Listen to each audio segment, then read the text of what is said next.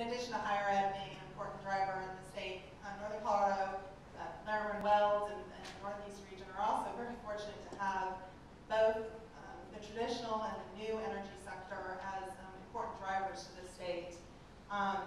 What role, if any, should the state play in providing incentives for both sectors within the energy industry to continue to grow and thrive in the state and in this region? Markets do that. Governments shouldn't. Markets are the best way of determining how to deliver goods and services, including energy, to the consumer base. We desperately need, as a state, the kind of jobs that are available in the extracted minerals area. You know, it is wonderful to talk about air, about solar as being the alternative energy of the future, and it may be the future. I mean, a long way away. And I am all for their development. Markets determine, however, exactly where they should develop, how they should develop, and the extent to which any investment occurs should not be determined by the state of Colorado.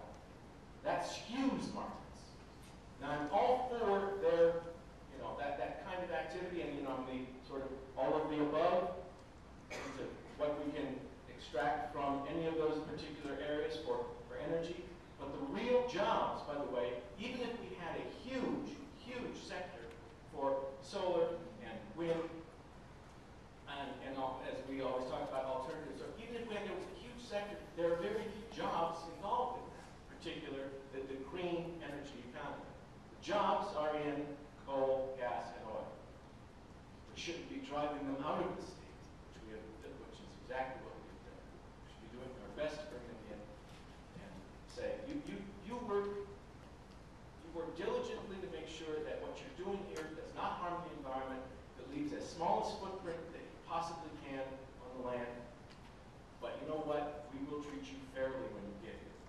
And that will help create the jobs, and also the coal, the oil, and the gas to run our energy.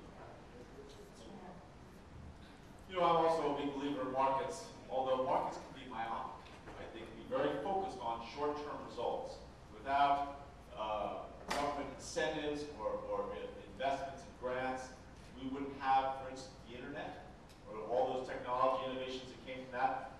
When I go out and went across the Eastern Plains and looked at the different, some of the different seed strains where you can grow corn with less water that's resistant to some of the other the pests and insects that would attack it in a drought year that now they're protected from.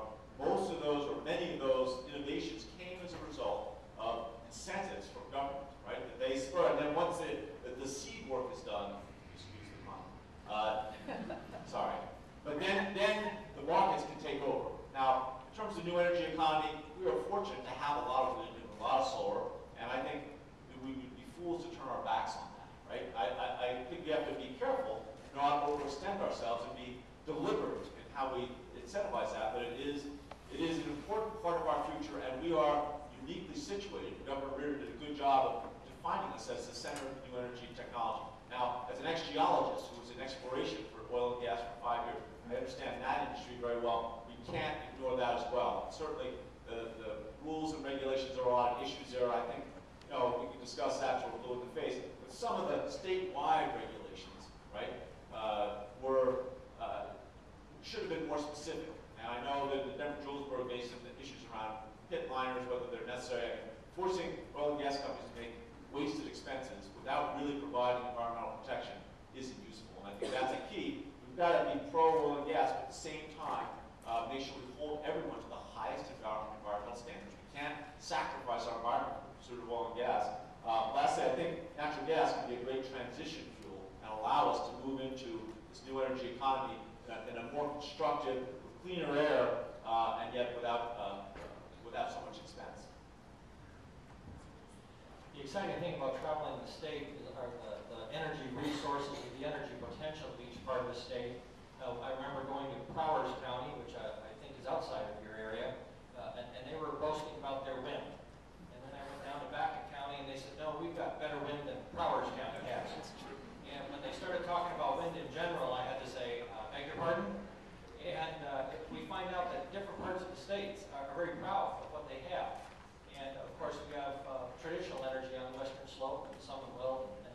coming.